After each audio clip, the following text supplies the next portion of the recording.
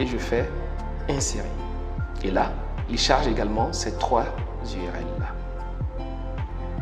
Donc les URL sont chargées, il est toujours en train de chercher les autres documents. Allez, cette fois-ci, qu'est-ce que je vais faire? Je vais rajouter maintenant les pages YouTube.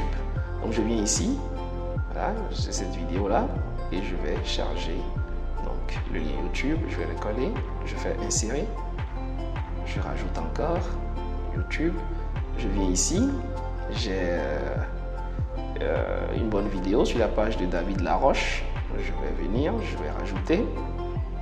Troisièmement, je vais aller chercher une vidéo de Daniel Goleman, le docteur l'émérite Daniel Goleman, je vais également rajouter cela.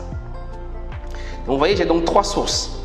J'ai 3 sources entre mes fichiers PDF, entre mes sites web que j'ai rajoutés et également les conférences que j'ai trouvées sur YouTube.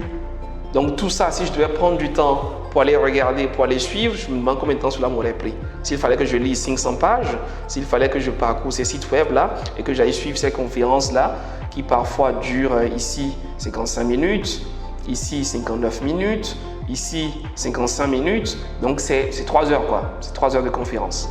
D'accord, c'est bien sympa, c'est bien beau, mais parfois je n'ai juste pas le temps. Donc qu'est-ce que je fais? J'ai rajouté toutes ces sources là et ici j'ai déjà un résumé.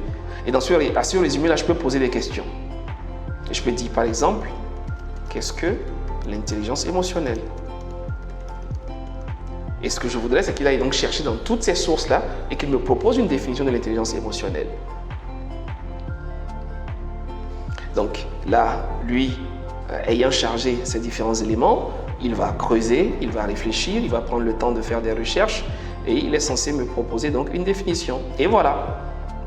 Donc l'intelligence émotionnelle est la capacité d'une personne à percevoir, comprendre, gérer et exprimer ses propres émotions ainsi que celles des autres afin de résoudre des problèmes et réguler les comportements qui y sont liés. Il s'agit de, voilà. Le concept d'abord introduit par Abraham Maslow dans les années 1950 sous le nom de force émotionnelle a été ensuite conceptualisé au début des années 90 par John Mayer et Peter Salovey, ainsi de suite, et popularisé par notre cher Daniel Goleman. Et naturellement, dans l'évolution, on trouvera un certain Antonio Damasio qui a joué un rôle essentiel. On est bon? Donc voilà déjà comment est-ce qu'on peut l'utiliser. On peut poser des questions ici. Mais allons plus loin. Allons beaucoup plus loin parce que ça ne s'arrête pas là. Ce serait trop facile. Regardez ici, au niveau de la partie studio. Ah, pour moi, c'est mon préféré.